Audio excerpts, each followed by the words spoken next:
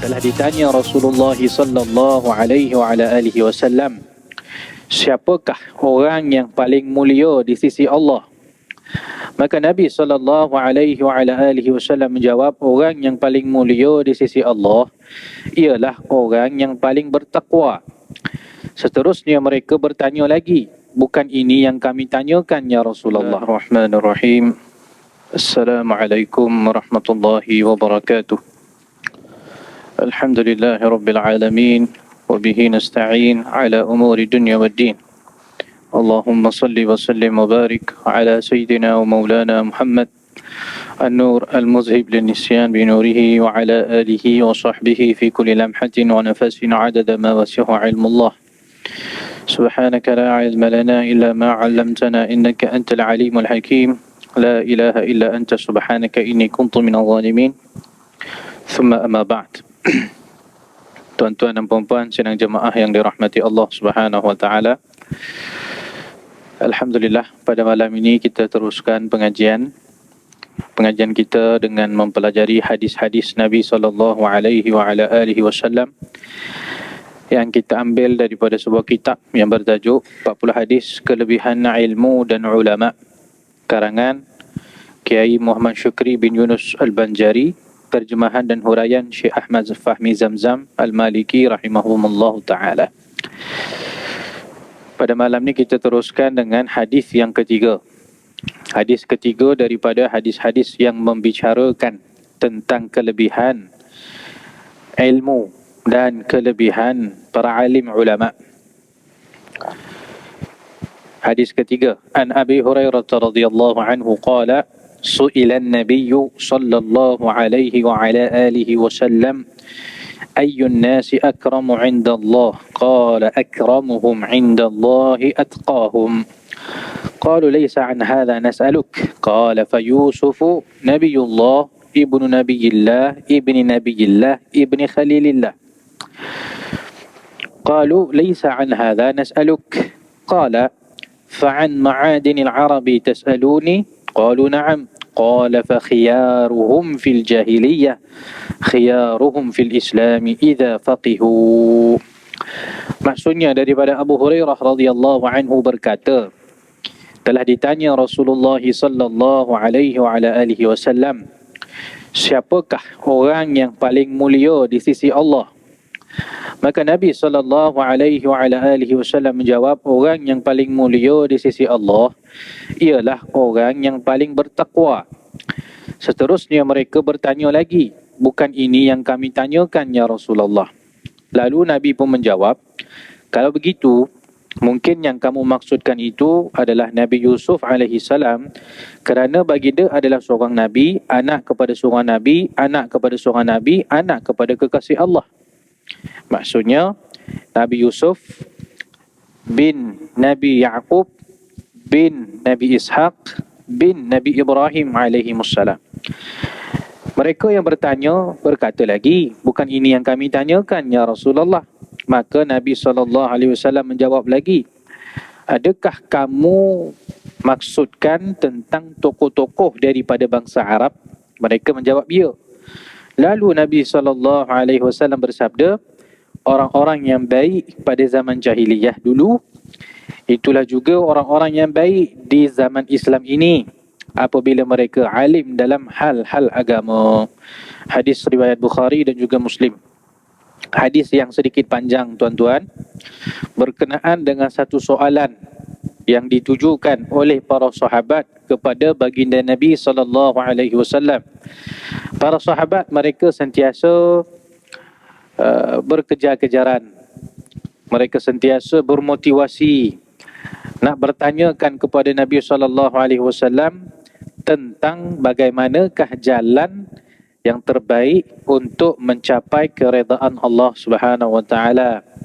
Apakah jalan yang paling baik untuk menjadi orang yang mulia di sisi Allah? Apakah jalan terbaik untuk dapat masuk syurga Allah? Jadi kalau kita perhatikan, kita baca hadis, kita mungkin perasan banyak soalan-soalan para sahabat yang tanya kepada Nabi, semuanya berkaitan dengan syurga, berkaitan dengan macam mana nak menjadi manusia mulia di sisi Allah. Ya, menunjukkan para sahabat itu mereka sangat fokus. Mereka sangat tumpu untuk mengetahui bagaimana jalan nak mendapat redha Allah Subhanahu Wa Taala. Jadi kalau kita tengok banyak hadis-hadis yang bermula hadis itu dengan soalan para sahabat. Contoh, ada satu hadis, seorang sahabat tanya, "Ya Rasulullah, bilakah hari kiamat? Mata sa'ah?" Ada sahabat tanya, bilakah hari kiamat? Ya, jadi sahabat pada 1400 tahun lepas dia dah fikir tentang bilakah hari kiamat. Nabi senyap, Nabi tak jawab. Sahabat tu tanya lagi, "Ya Rasulullah, mata sa'ah, bilakah akan berlaku hari kiamat?" Nabi senyap. Dia tanya lagi kali ketiga, "Ya Rasulullah, mata sa'ah, bila hari kiamat akan berlaku?" Nabi tanya dia balik, "Madza a'adatta laha?" Duk sibuk tanya bila kiamat, bila kiamat, bila kiamat. Apa persediaan kamu nak menghadapi kiamat? Apa yang kamu dah siapkan untuk menghadapi kiamat? Maka sahabat ini pun menjawab, "Ya Rasulullah, ma a'adatu laha bikathratis salati wala siyami." Tak adalah persediaan saya untuk kiamat ni dengan banyak berpuasa, dengan banyak solat. Tak ada. Sikit je puasa saya sikit, solat saya sikit. Walakinni uhibbullah wa rasulah. Tapi persediaan saya untuk kiamat tu adalah dengan saya cinta kepada Allah dan cinta kepada Rasulullah sallallahu alaihi wasallam. Hadis ni huraian dia panjang tuan-tuan. Cuma point dia nak bagi tahu sahabat bertanya kepada Nabi soalan-soalan yang jawapannya membimbing mereka kepada Allah. Ya, menunjukkan para sahabat ni sentiasa fikir tentang Allah, sentiasa fikir tentang syurga, sentiasa fikir tentang hari akhirat. Jadi kalau kita ni boleh berfikir seumpama fikirnya para sahabat, alangkah untungnya. Kan? Orang zaman sekarang jarang dia fikir bila akan berlaku kiamat ni. Jarang fikir. Ada kalanya setengah orang dia tak fikir bagaimana persiapan dia, persediaan dia, bekalan dia ketika nak menghadap Allah Subhanahu Wa Taala. Jarang fikir. Jarang.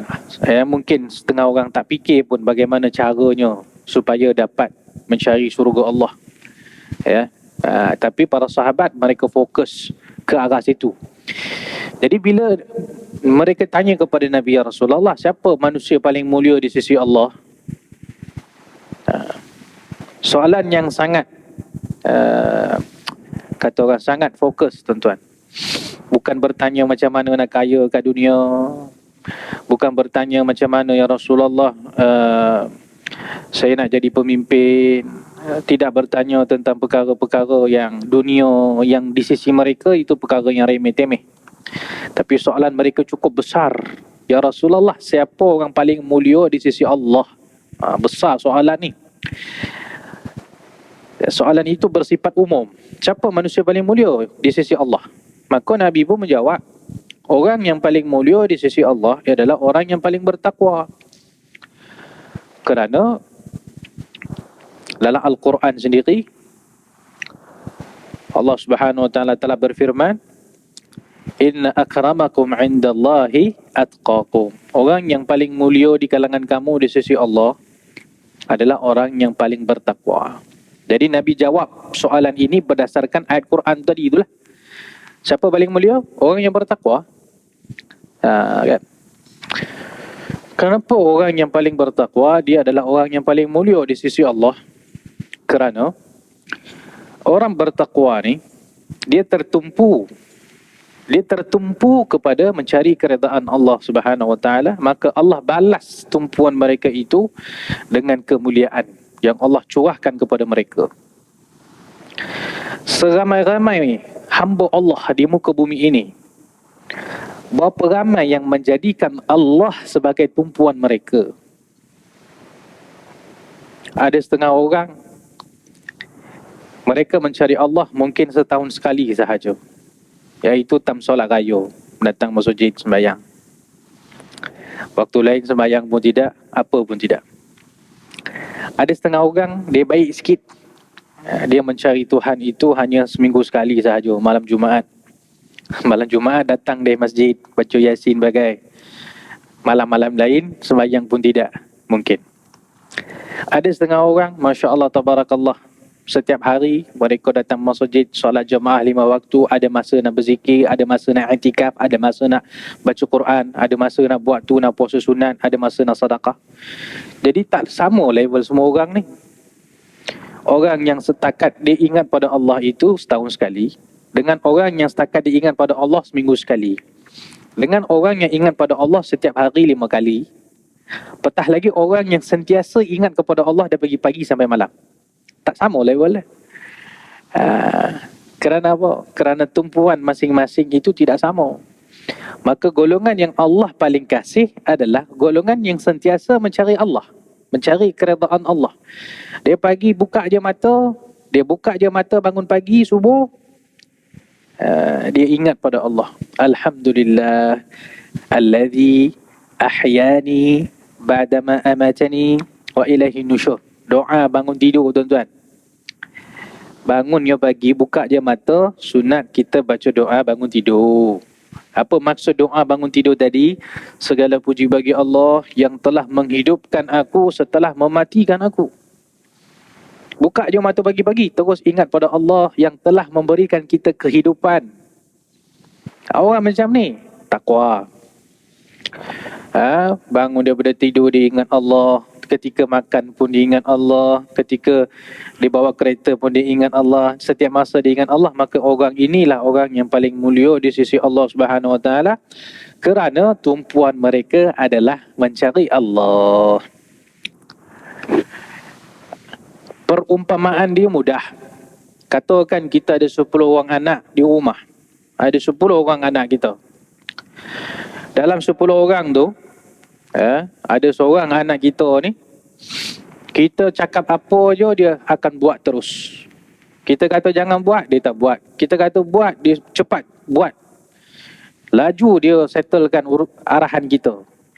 Kita minta tolong, laju dia datang tolong. Kita tak minta tolong pun dia datang tolong. Seorang.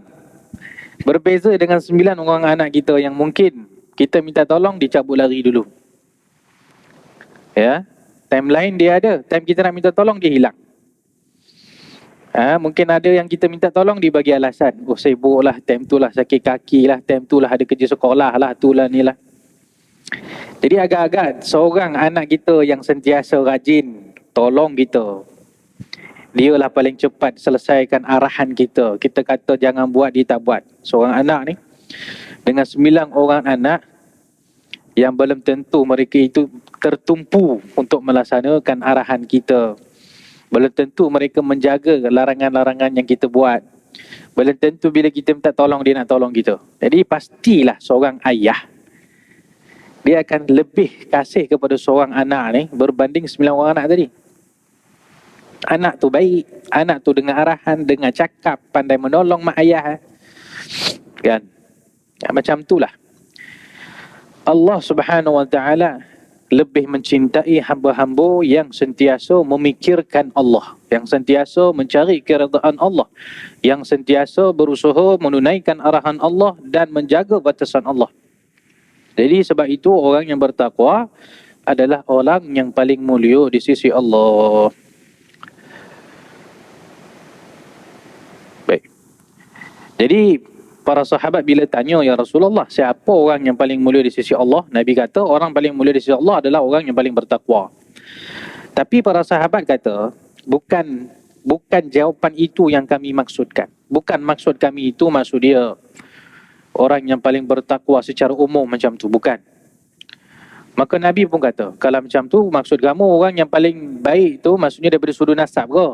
Maka Nabi pun kata, kalau yang kamu maksudkan itu orang yang paling mulia daripada sudut nasab, maka yang paling mulia itu adalah Nabi Yusuf. Kerana apa? Kerana dia adalah seorang Nabi. Ayah dia seorang Nabi, Nabi Yaqub. Ayah kepada Nabi Yaqub juga seorang Nabi, Nabi Ishaq. Dan ayah kepada Nabi Ishaq juga seorang Nabi, Nabi Ibrahim. Jadi 4 generation tu adalah para Nabi belaka. Nabi Ibrahim anaknya Nabi Ishaq, Nabi Ishaq anaknya Nabi Yaqub, Nabi Yaqub anaknya Nabi Ismail, Nabi Yusuf. Nabi Yusuf, sampai generation tu.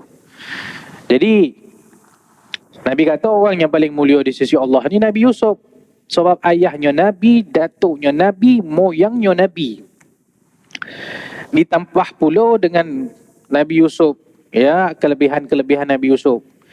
Di antaranya beliau adalah seorang pemimpin. Nabi Yusuf adalah seorang pemimpin yang sangat menjaga kebajikan rakyatnya. Nabi Yusuf adalah seorang anak yang sangat taat kepada ayahnya. Nabi Yusuf adalah seorang adik ataupun seorang saudara yang sangat kasih kepada saudaranya. Jadi banyak kelebihan-kelebihan tertumpu pada Nabi Yusuf. Maka Nabi SAW menyatakan orang yang paling mulia di sisi Allah kalau daripada sudut nasabnya adalah Nabi Yusuf. Tapi para sahabat pun menyatakan, ya Rasulullah, bukan itu yang kami maksudkan. Bukan daripada sudut nasab. Bukan kemuliaan daripada sudut nasab yang kami maksudkan. Maka Nabi SAW pun menjawab, kalau macam tu, adakah kamu bertanya tentang tokoh-tokoh orang-orang hebat daripada kalangan Arab yang masih hidup sekarang ni? Ya, pada zaman Nabi kan ramai tokoh-tokoh Arab masih hidup. Maka Nabi menjawab, orang yang paling mulia pada zaman saya ini, kata Nabi, orang-orang yang paling mulia di zaman saya ini adalah mereka yang baik ketika di zaman jahiliah. Lepas itu mereka masuk Islam dan mereka masih menjadi orang yang baik, dan mereka juga alim dalam hal-hal agama.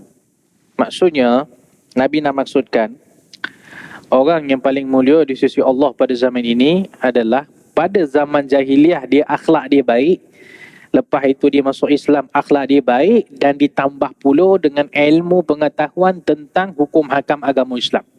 Maka inilah orang yang paling mulia di sisi Allah pada zaman ini, kata Nabi SAW.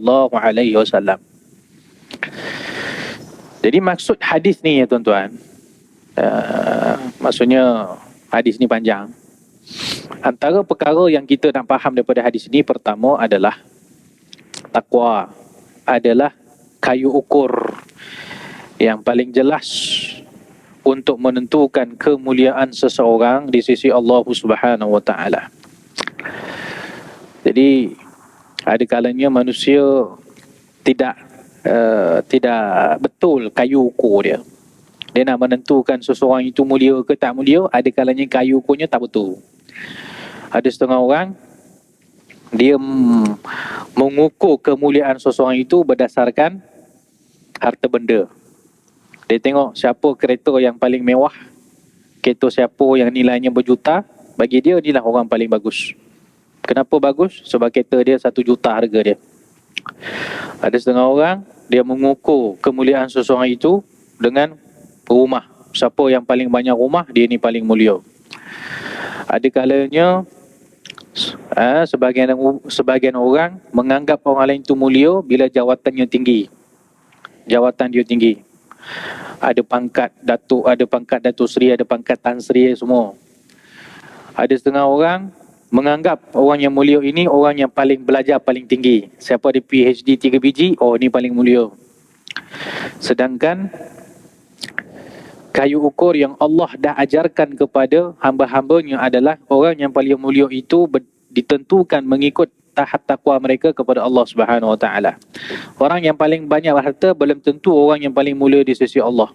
Kalau macam tu Haman, Fir'aun pun boleh jadi orang yang mulia di sisi Allah kerana harta mereka banyak. Nak kata kalau jawatan dia tinggi, hebat lagi Fir'aun. Jawatan dia tinggi, pangkat dia tinggi. Kalau nak kata ilmu tu tinggi, menjamin kemuliaan seseorang, ramai je orang-orang yang cerdik pandai pada dunia hari ini, mereka tidak beriman pun pada Tuhan. Jadi macam-macam kayu ukur yang biasanya dipegang oleh manusia pada hari ini, itu bukan kayu ukur yang dipilih Allah dan Rasul. Sedar ataupun tidak, ada kalanya ramai daripada kita pun terbawa-bawa dengan kayu ukur tadi. Kayu ukur yang sifatnya sifat dunia, sifat dia sifat materialistik. Sebab tu contoh tuan-tuan, zaman ni kalau orang cari menantu, ya, orang cari menantu contoh, jarang orang cari menantu tu Syarat dia kena solat 5 waktu.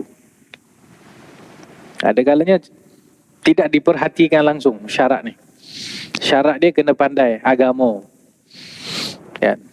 Biasanya kayu ukur yang diletakkan untuk cari calon menantu macam mana? Mesti kena kerja. Mesti dah ada rumah sendiri. Mesti pakai kereta nilai dia mesti kena lebih daripada 100,000. Apa lagi? Oh, mesti kena ada degree contoh. Kalau SPM ni tak main, tak boleh dah, tak boleh. Reject awal-awal. Ya.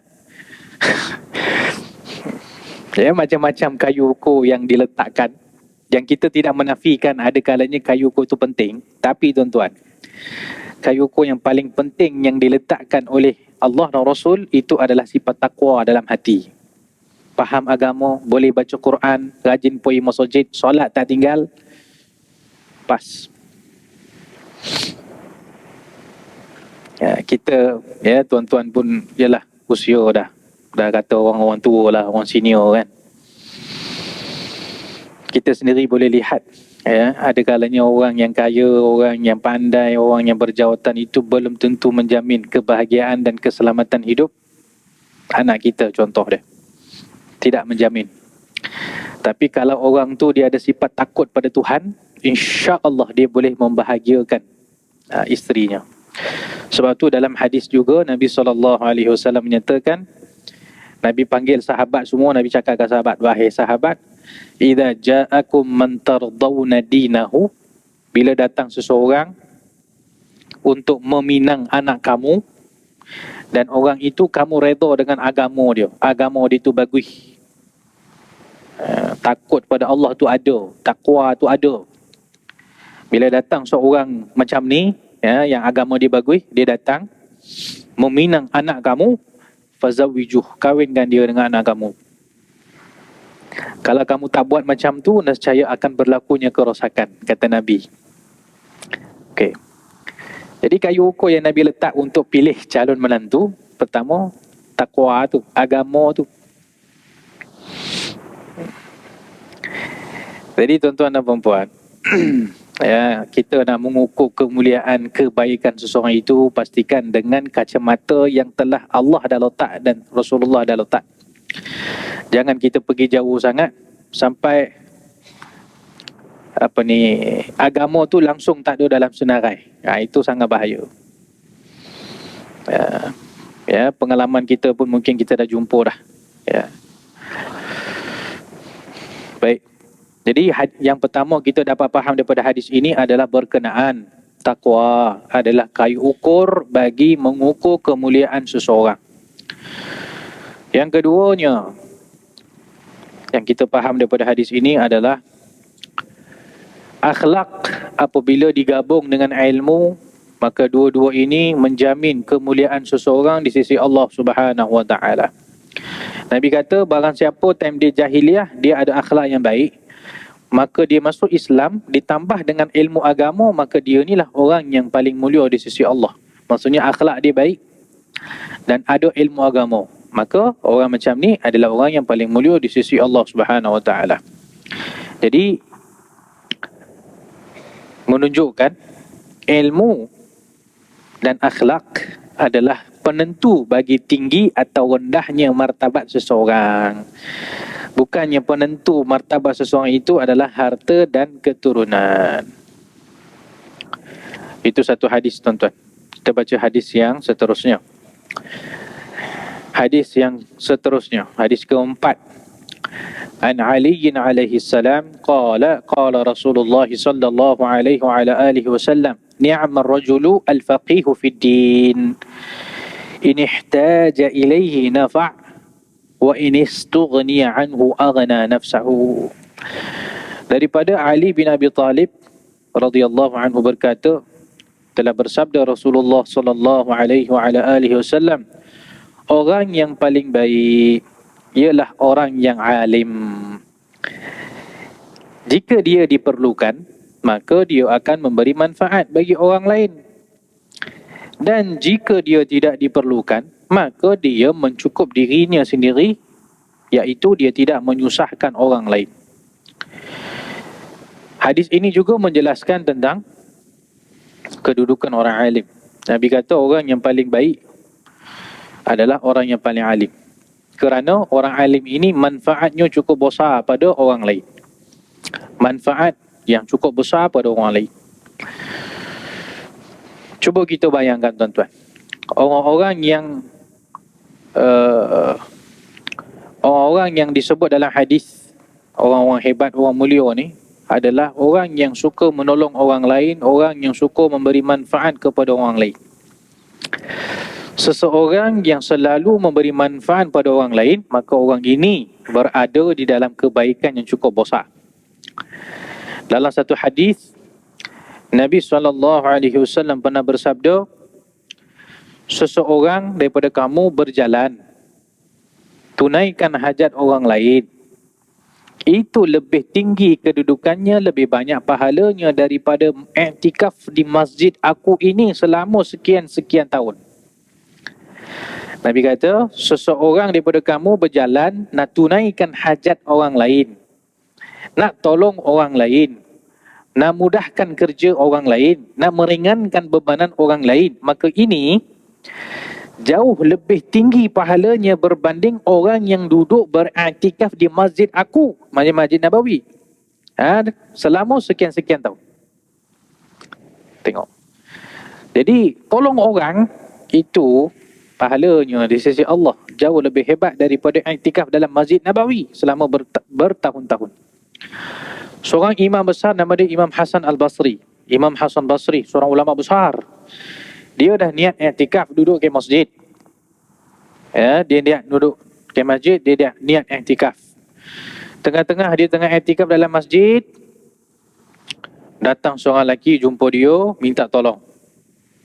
Biasalah, orang-orang hebat, orang-orang mulia ni, orang lain selalu datang jumpa dia, minta rekomen, minta syafaat. Syafaat maknanya minta rekomen, minta surat, minta bantuan, minta tolong slow talk dengan orang lain, kan? Jadi Hasan Basri ni orang hebat. Jadi seorang lelaki datang jumpa dia, dia kata tolong rekomen lah sikit, cakap dekat ada seorang ni, kan? Maka Hasan Basri terus bangun, dia keluar daripada masjid. Padahal tadi dia dah niat i'tikaf. Maka seorang pun bertanya kepada Hasan Basri, kenapa engkau tinggalkan masjid? Kenapa kau tinggalkan i'tikaf di masjid? Bukankah i'tikaf di masjid ni sesuatu yang sangat mulia, sangat penting, dapat pahala? Kau tinggalkan masjid, kau pergi tempat lain buat apa? Maka Imam Hasan Basri menyatakan, tidakkah engkau mendengar sabdaan Nabi SAW? Salah seorang daripada kamu berjalan nak tunaikan hajat saudaranya, itu jauh lebih baik daripada beriktikaf di masjid aku, Masjid Nabawi, selama bertahun-tahun. Imam Hasan Basri kata, iktikaf kat Masjid Nabawi pun tidak sehebat berjalan untuk menunaikan hajat orang lain. Maka mestilah saya tolong, nak keluar pergi tolong orang, orang dah minta tolong ke saya, itu lebih baik daripada iktikaf. Tuan-tuan, tolong tunaikan hajat orang lain yang bersifat duniawi. Mungkin dia lapar, dia nak makan, dia nak minta tolong kita bagi duit. Mungkin dia minta tolong, dia nak dapat kerja. Mungkin dia minta tolong sebab nak minta rekomen, sebab ada urusan yang bersifat dunia. Benda yang bersifat dunia pun apabila kita tolong dia, maka begitu tinggi pahalanya di sisi Allah Subhanahu wa taala. Maka bagaimana pula seseorang yang kerja dia adalah menolong orang lain untuk mendapatkan akhirat? Bagaimana seseorang yang kerja dia adalah menunjukkan jalan kepada orang lain macam mana nak masuk syurga Allah? Bagaimana seseorang yang kerja dia sepanjang hari adalah memikirkan macam mana nak bawa orang untuk mendapatkan redha Allah? Inilah kerja orang alim. Orang alim yang memberi manfaat bukan setakat manfaat untuk dunia, tapi bahkan manfaat di akhirat. Boleh jadi seseorang ke akhirat nanti dia dapat masuk syurga adalah disebabkan berkat tunjuk ajar orang-orang alim yang bagi tahu dia macam mana nak ibadat, macam mana nak jaga hubungan dengan Allah, macam mana nak tegakkan sunnah Nabi, macam mana datang masjid, apa ada adab. Kalau tak ada orang-orang alim ni tuan-tuan, manusia tak jumpa jalan nak masuk syurga. Kalau tak ada orang-orang alim, yang mengajarkan manusia, membimbing manusia, nescaya manusia tak jumpa jalan nak masuk syurga. Manusia takkan reti macam mana nak baca Quran, macam mana nak beramal dengan sunnah. Manusia tak reti macam mana nak solat, macam mana nak puasa, macam mana nak zakat, macam mana nak kahwin, macam mana nak mandi jenazah. Semua akan tetap. Sebab adanya orang-orang ahli ilmu, alim ulama yang membimbing manusia, maka manusia ni retilah jalan nak pergi syurga. Maka sebab itu Nabi SAW menjelaskan orang yang paling baik adalah orang yang alim. Kerana dia menasihati orang lain untuk perkara-perkara kebaikan akhirat. Boleh jadi seseorang yang selama 20 tahun dia tak menunaikan solat, tak pernah keluarkan zakat, tak pernah menunaikan haji ataupun umrah. Tiba-tiba dia datang ke masjid ataupun dia buka radio dalam kereta kan, dia buka radio. Terdengar seorang ustaz memberikan tazkirah.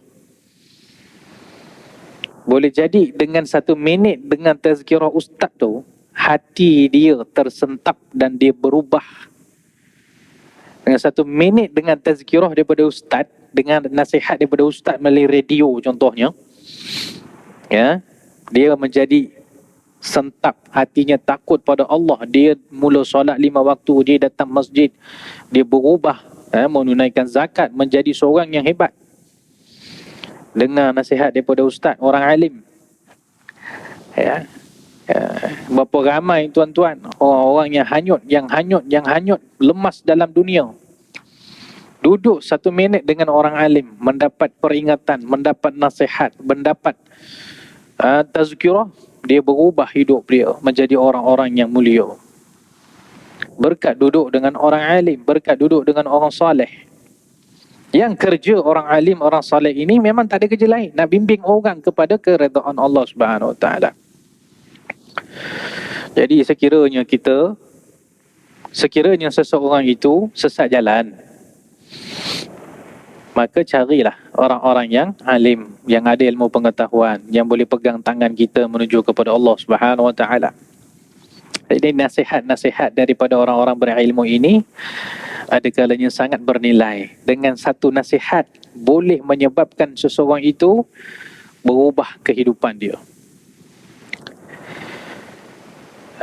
Begitu juga tuan-tuan dalam semua bidang lain, bukan dalam bidang agama sahaja.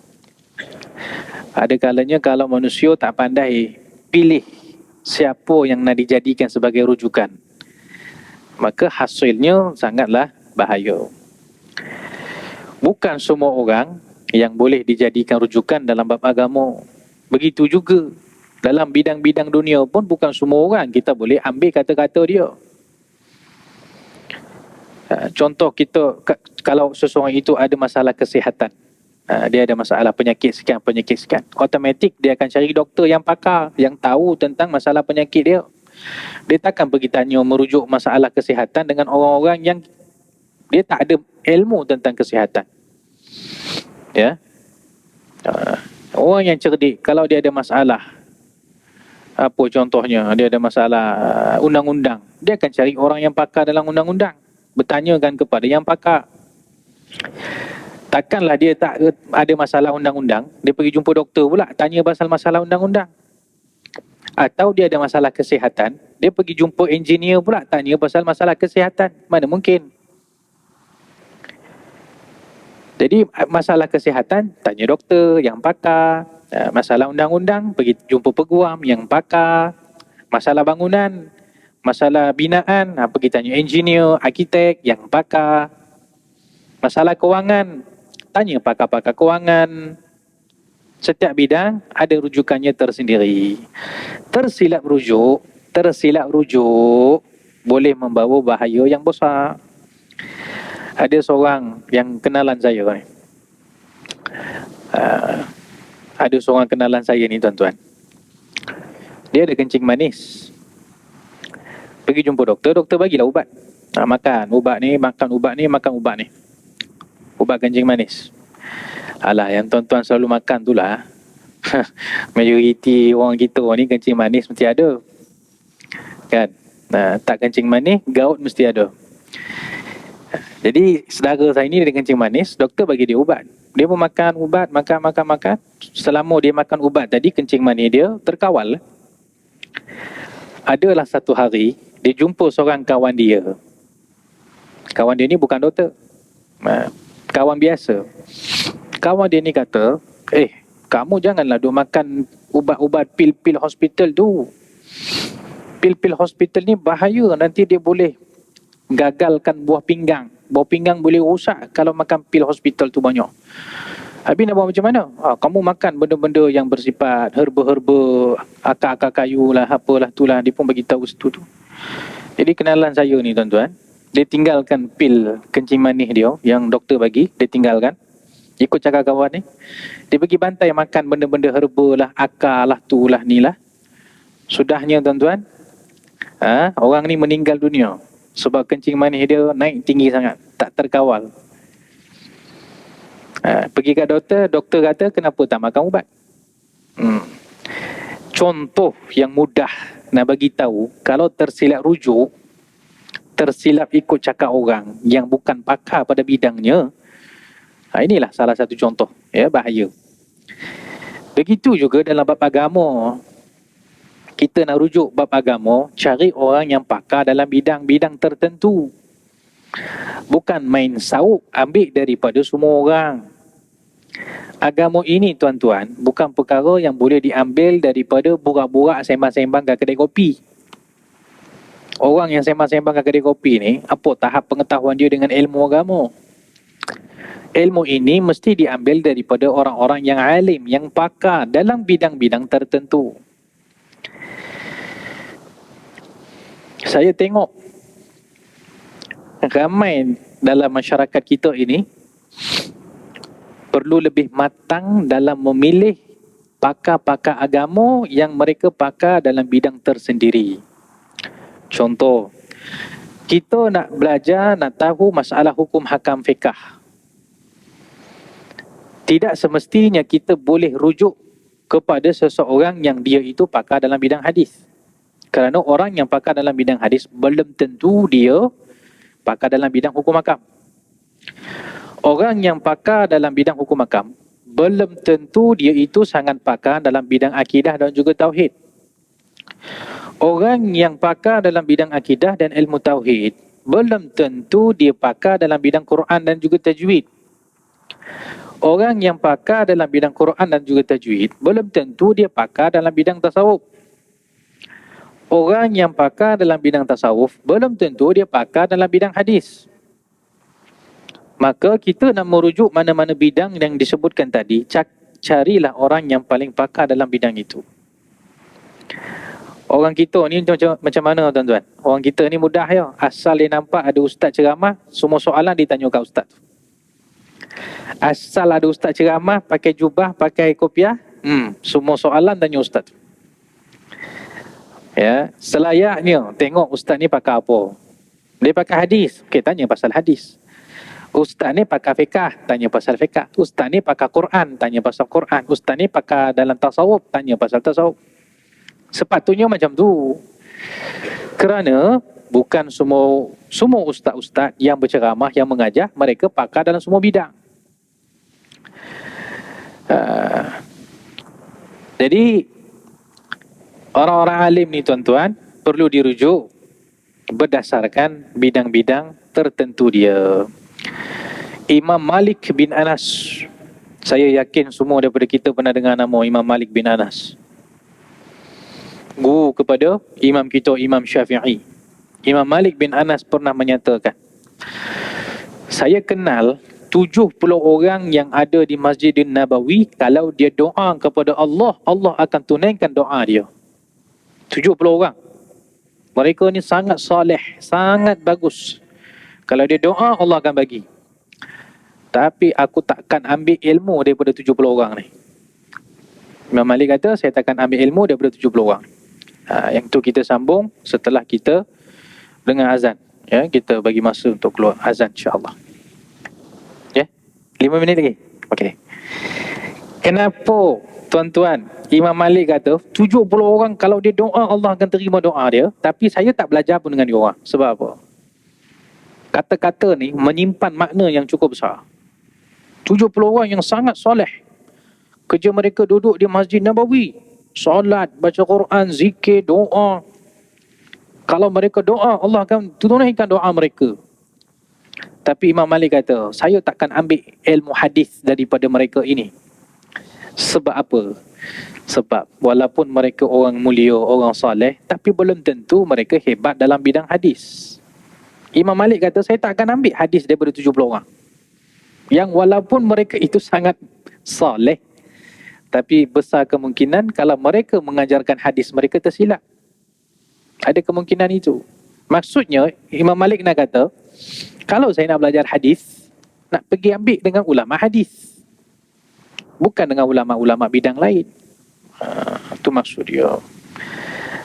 Macam saya kata tadi, ada kalanya orang kita ni, masyarakat kita, dia rasa kalau ustaz tu pandai ceramah, oh mesti ustaz ni pakar dalam semua bidang dia rujuk ke situ. Sedangkan sebaik-baiknya adalah kita kenali bidang-bidang tertentu ustaz tersebut, apa bidang yang dia pakar, maka bidang itulah yang dirujuk kepada dia. Tuan-tuan dan puan-puan yang dirahmati Allah Subhanahu Wa Taala, kembali kepada hadis tadi, ya, orang yang paling baik itu orang yang alim, kerana orang alim ini sentiasa memberikan manfaat kepada orang lain daripada sudut dia membimbing orang itu kepada akhirat. Kalau memberi manfaat untuk orang lain yang dunia ini pun Allah dah naikkan darjat orang-orang yang memberikan manfaat dunia, apatah lagi orang-orang yang memberikan manfaat akhirat, lebih-lebih lagi lah Allah Ta'ala angkat darjat mereka. Baik tuan-tuan dan puan-puan, ya, mungkin dalam berbaki beberapa minit lagi nak solat Isyak. Kita berhenti di sini, mudah-mudahan ada manfaatnya. Ya, mudah-mudahan majlis ilmu kita baca hadis-hadis Nabi ini Allah Ta'ala terima sebagai satu amalan, satu bekalan untuk kita menuju ke alam akhirat, insya-Allah. Bismillahirrahmanirrahim. Alhamdulillahirabbil alamin. Allahumma anfa'na bima 'allamtana wa 'allimna bima yanfa'una wa zidna 'ilman wa 'amalan ya arhamar rahimin. Allahumma ati nufusana taqwaha wa zakkiha anta khairu man zakkaha anta waliyuha wa maulaha. Allahumma nawwir qulubana bi nuri hidayatika kama nawwarta al-ardha bi nuri shamsika ya arhamar rahimin. ربنا آتنا في الدنيا حسنة وفي الآخرة حسنة وقنا عذاب النار وصلى الله وسلم على سيدنا محمد وعلى آله وصحبه أجمعين والحمد لله رب العالمين. السلام عليكم ورحمة الله وبركاته.